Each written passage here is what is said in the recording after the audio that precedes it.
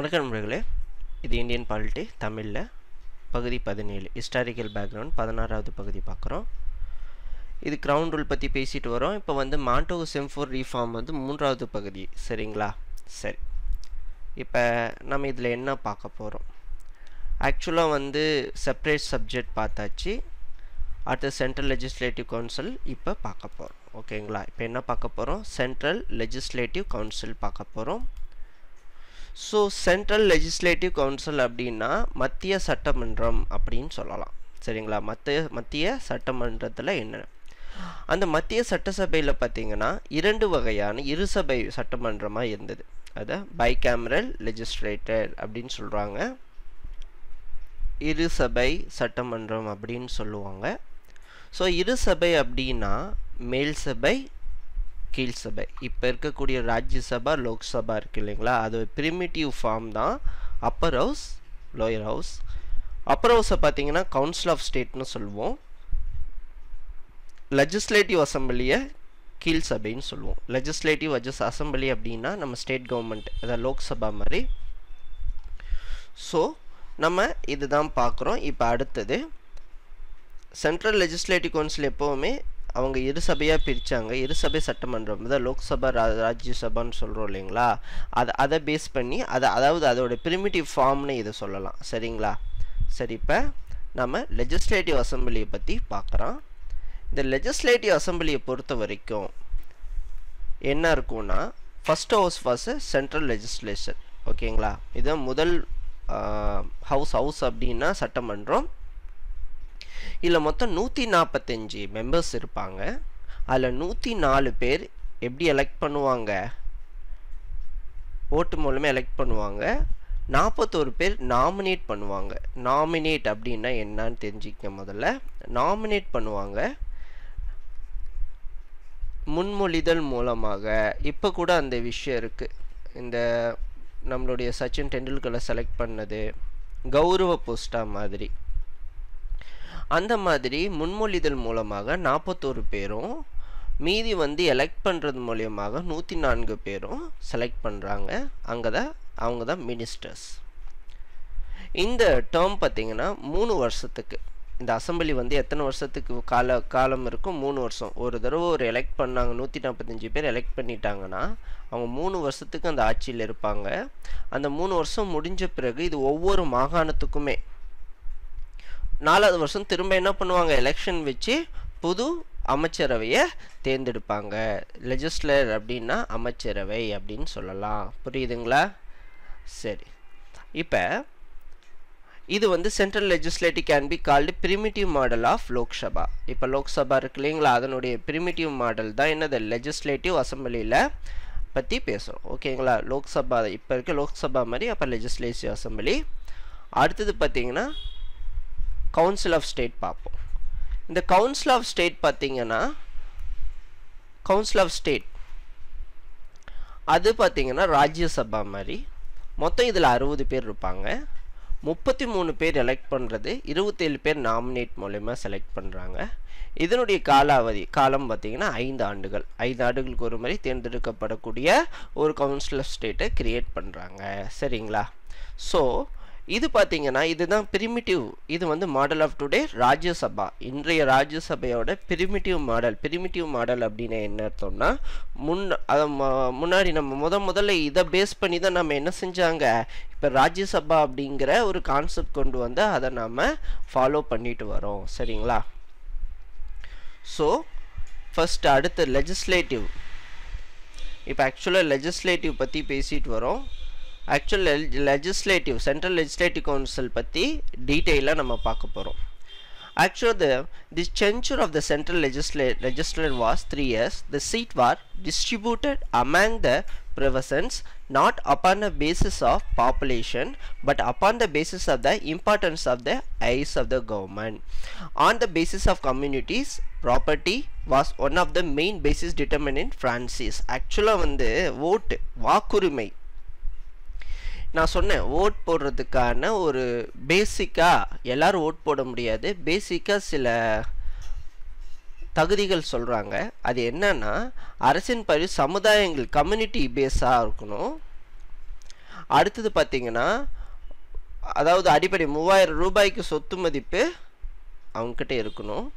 அது இல்லாமல் பார்த்தீங்கன்னா நிலவரி செலுத்துறவங்களா இருக்கணும். அவங்க வருமானம் பார்த்தீங்கன்னா 3000க்கு மேலே இருக்கணும் தான். The peoples who had property taxable income paid land revenue 3000 were entitled to vote. அதாவது 3000 ரூபாய்க்கு மேலே யாரெல்லாம் லேண்ட் ரெவின்யூ செலுத்துகிறாங்களோ டேக்ஸ் கட்டுறாங்களோ அவங்க மட்டும்தான் என்ன செய்ய முடியும், ஓட்டு போட முடியும்னு ஒரு ரூல்ஸு கொண்டு வராங்க. யார்? இந்த லெஜிஸ்லேட்டிவ் அசம்பிளி, அதாவது சட்டமன்றத்தில் இருக்கக்கூடிய அந்த முக்கியமான நபர்களை நம்ம வந்து தேர்ந்தெடுக்கணும்னா அதுக்கு ஓட்டு எப்படி இருக்கணும், நீங்கள் டேக்ஸ் கட்டுறவங்க அது 3000க்கு மேலே டேக்ஸ் கட்டுறவங்களா இருக்கணும் அப்படின்னு ரூல்ஸ் கொடுக்குறாங்க. அடுத்தது இந்த சென்ட்ரல் லெஜிஸ்லேச்சருக்கு என்னென்ன பவர் இருக்குது? ஆக்சுவலாக வந்து டோட்டல் பவர் பார்த்தீங்கன்னா கவர்னர் கண்ட்ரோலில் தான் இருந்தது. தி central legislature was empowered to the consider, pass or reject legislation on any of the subject enumerated in a central list. But the Governor General had to last word any bill passed by the legislature. அதாவது சட்டமன்றத்தில் மாநில சட்டமன்றம் சொல்கிறோம் இல்லைங்களா, கீழ் சபையில். இந்த கீழ் சபையில் தான் மேக்லா, நான் முன்னாடியே சொல்லிட்டேன். இந்த மேக்லா அவங்க பண்ணாலும் நம்ம சில விஷயங்களை நான் அக்கௌண்டபிள் அப்படிங்கிற வார்த்தையை பயன்படுத்தியிருப்பாங்க. இந்த நான் அக்கௌண்டபிள் தான் இங்கே வந்துடுவாங்க. ஃபஸ்ட்டு இவங்க பில் பாஸ் பண்ணுவாங்க. இப்போ இருக்க நடைமுறையே தான். ஒரு ஸ்டேட் கவர்மெண்ட்டில் ஒரு சட்டத்திட்டத்தை இயற்றும் பொழுது அதை வந்து பாஸ் பண்ணிவிட்டு அதை என்ன செய்வாங்க, கவர்னருக்கோ ஆளுநருக்கோ கவர்னருக்கு அனுப்பி வைப்பாங்க. அவங்க சைன் பண்ணுவாங்க. அதுக்கப்புறம் ஆளுநருக்கு அனுப்பி வைப்பாங்க. Same concept. சட்டமன்றத்தில் ஏதோ ஒரு பில் பாஸ் பண்ணா, பில் அப்படின்னு என்ன நிறைவேற்றப்பட்ட எந்த சட்டமன்றத்தில் எந்த மசோதாவையும் நிறைவேற்றினா அது இறுதியாக வந்து அப்ரூவ் பண்ணுற யார்? கவர்னர் ஜெனரல் தான். He possesses the power of the prevent consider of the bill any of the part is feel that it was injury to the peace of tranquility of the country. அதாவது அது நான் இதுக்கு தேவையில்லைன்னு governor எப்போ முடிவு பண்ணலான்னா, அதாவது நாட்டினோட அமைதிக்கும் அதனுடைய ஈக்குவாலிட்டிக்கும் பாதிப்பு ஏற்படும் பொழுது, ஈக்குவாலிட்டினா என்ன அர்த்தம், பிரிட்டிஷ் கவர்மெண்ட்டோட ரூல்ஸுக்கு எகைன்ஸாக இருக்கிற பட்சத்தில் அதை அவர் என்ன பண்ணலாம், நிராகரிக்கலாம். He could disallow the questions in legislature. He had to power withhold it assistant to the any bill passed by the legislature without which is could not become an act. சட்டசபையில் அதாவது ஒரு கேள்வி இப்போ நான் வந்து அந்த சட்டத்தை வந்து நான் பாஸ் பண்ணலை அப்படின்னா, ஸோ அவர் என்ன செய்ய, he had power to withhold assistant bill passed legislature without, அதாவது எந்த கொஸ்டினுமே கேட்காம ஏன் இப்படி இருக்குது என்ன இருக்குது இது தேவையில்லைன்னு உடனே என்ன பண்ணிடலாம், அந்த பாஸ் பண்ண பில்லை நிராகரிக்கக்கூடிய அந்த பவரும் இருக்குது. ஏன்னா கேள்வி கேட்குற உரிமையை வாங்கி கொடுக்குறாங்க. எப்போ? இதுக்கு முன்னாடி ஆக்ட்லேயே வாங்கி கொடுத்துட்றாங்க. ஒரு 20 years பேக்கு வாங்கி கொடுத்துட்றாங்க. பட் ஒரு கேள்வி தான் கேட்கணுன்னாங்க. அப்புறமா சஜஷன் சொல்லலான்னு சொன்னாங்க. பட் இந்த பீரியடில் அவர் நினச்சாருன்னா வேணான்னு சொல்லிட்டு என்ன பண்ணலாம், எந்த கேள்வியும் கேட்க அனுமதி கொடுக்காம அவர் என்ன செஞ்சிடலாம், அந்த ஆக்டை வந்து அந்த பில்லை என்ன பண்ணலாம். அதே மாதிரி கவர்னருக்கு ஒரு ஸ்பெஷல் அதிகாரம் இருந்தது. அது என்ன அப்படின்னா, ஒரு பில் பாஸ் பண்ணுறாங்க, அதை பற்றிய அந்த பில்லை வந்து நான் ஒத்தி வைக்கலாம். அவர் கவர்னர் நினச்சாருன்னா ஒத்தி வைக்கலாம். அடுத்தது டிபேட் எதாவது வேணும்னா அதை அரேஞ்ச் பண்ணி நம்ம டிபேட் கூட நடத்தலாம். அதே மாதிரி ஒரு சட்டமானது தன்னிச்சையாக இயற்றக்கூடிய ஒரு சிறப்பு அதிகாரம் கவர்னர்கிட்ட இருந்தது. அதாவது அந்த சட்டம் எப்படி இருக்கும்னா, பேரண்ட்ஸ் அதாவது பிரிட்டிஷ் கவர்மெண்ட்டோட பாதுகாப்புக்கும் அமைதிக்கும் அவசியம். இப்போ எமர்ஜென்சி, இப்போ ஒரு இடத்துல ப்ராப்ளம் நடக்குது, ஸோ அதை வந்து மினிஸ்டர்ஸ் ஃபேஸ் பண்ணாலும் அதே டைமில் என்ன செய்யலாம், அங்கே வந்து அதிகாரத்தை கட்டுக்குள்ளே கொண்டு வரணும்னா, ஏன்னா போலீஸ் எப்போவுமே கவர்னர் கண்ட்ரோலில் தான் இருக்கும். உடனே என்ன செஞ்சுருவாங்க, அங்கே ஆட்களை அனுப்பி ஃபுல்லாக வந்து எமர்ஜென்சி அனௌன்ஸ் பண்ணலாம். அடக்குமுறையை தெளிவாக பண்ணலாம். ஸோ இந்த மாதிரி விஷயம் எல்லாமே யார் கண்ட்ரோலில் இருந்து? கவர்னர் கண்ட்ரோலில் இருந்தது. ஸோ சேஃப்டி நினச்சாரு, அதாவது எம்பரருக்கு எந்த பிரச்சனையும் இல்லாத அதே மாதிரி நாட்டுக்கு அமைதிக்கு தேவை அப்படின்னு நினச்சா அந்த சட்டத்தை உடனடியாக கவர்னர் என்ன பண்ணலாம்? அறிமுகப்படுத்தலாம். சரிங்களா? அதே பார்த்தீங்க அப்படின்னா அது இந்தியன் மினிஸ்டர், அதாவது சட்டமன்றத்தால் ஒப்புக்கொள்ளப்படவில்லை என்றாலும் அதை என்ன பண்ணலாம்? எஸ்டாப்ளிஷ் பண்ணுறதுக்கும் நடைமுறைப்படுத்துறதுக்கும் யாருக்கு முழு அதிகாரம் இருக்குது? கவர்னருக்கு இருக்குது. ஃபைனான்சியல் பவர் பொறுத்த வரைக்கும் சென்ட்ரல் லெஜிஸ்லேச்சருக்கு மினிமம் பட்ஜெட் பார்த்தீங்கன்னா 2 வகையாக பிரிக்காங்க. ஓட்டபிள், நான் ஓட்டபிள். ஓட்டபிள் அப்படின்னா எலெக்டட் பீப்புள்ஸு, நான் ஓட்டபிள்னா நாமினேட்டட் பீப்புள்ஸு, 2 பேருமே பட்ஜெட் போடுறாங்க. ஆக்சுவலாக டோட்டல் எக்ஸ்பெண்டிச்சரில் அந்த ஓட்டபிள் ஐட்டம், அதாவது நம்ம பட்ஜெட் போடுறாங்க இல்லைங்களா, அந்த பட்ஜெட்டில் பார்த்தீங்கன்னா இப்போ 120 crore டோட்டல் கலெக்ஷன்ஸ். சரிங்களா? அப்போ அதில் 1/3 தான் போடணும். 40 கோடிக்கு தான் நான் என்ன பண்ணணும்? பட்ஜெட் போடணும். சரிங்களா?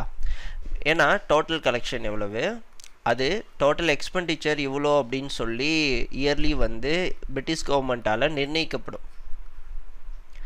அந்த டோட்டல் எக்ஸ்பெண்டிச்சர் இப்போ நான் அவங்க 120 கோடி நிர்ணயிச்சிட்டாங்கன்னா நீங்கள் வந்து ஒரு மாகாணத்துக்கு 120 கோடி. ஏன்னா பிரிட்டிஷ் கவர்மெண்ட் அந்த என்ன செய்யும்னா எவ்வளோ கலெக்ஷன் டேக்ஸ் ஆகுதோ அதில் 1% தான் வந்து என்ன செய்வாங்கன்னா இந்தியாவுக்கு ஒதுக்குவாங்க. மீதியெல்லாம் டேக்ஸ் என்ன பண்ணுவாங்க? பிரிட்டிஷ் கவர்மெண்ட்டுக்கு எடுத்துகிட்டு போயிடுவாங்க.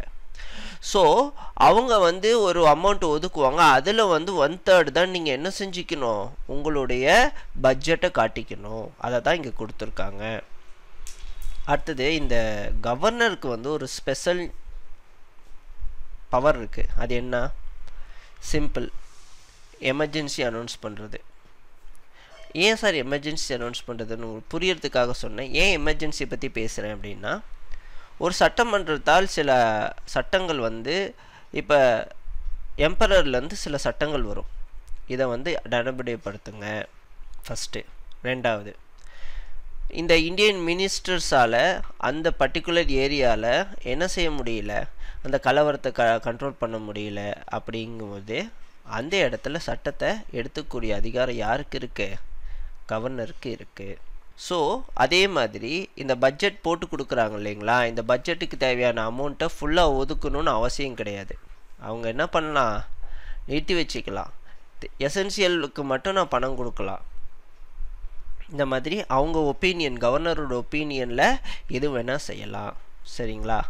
அடுத்து இதுதான் வந்து இதனுடைய இம்பார்ட்டன்ட் விஷயம். சரிங்களா? ஸோ அமௌண்ட்டை ஃபுல்லாக தரணும்னு அவசியம் கிடையாது. இப்போ 40 கோடி இருக்குதுன்னா 40 கோடிக்கு அவங்க பணம் கொடுக்கணும்னு அவசியம் கிடையாது. இப்போ ஒரு 3 விஷயம் கொடுக்குறாங்கன்னா ஒரு விஷயம் வந்து இந்த மக்கள் வந்து விழிப்புணர்வு அடைகிறாங்க அதனால் அப்படின்னும்போது அதை வந்து என்ன செய்கிறாரு? ரெஃப்யூஸ் பண்ணிட்டு அதுக்கான ஒதுக்கக்கூடிய அமௌண்ட்டை என்ன செஞ்சிருவார்? கவர்னரால் நிறுத்தி வைக்கப்படும்.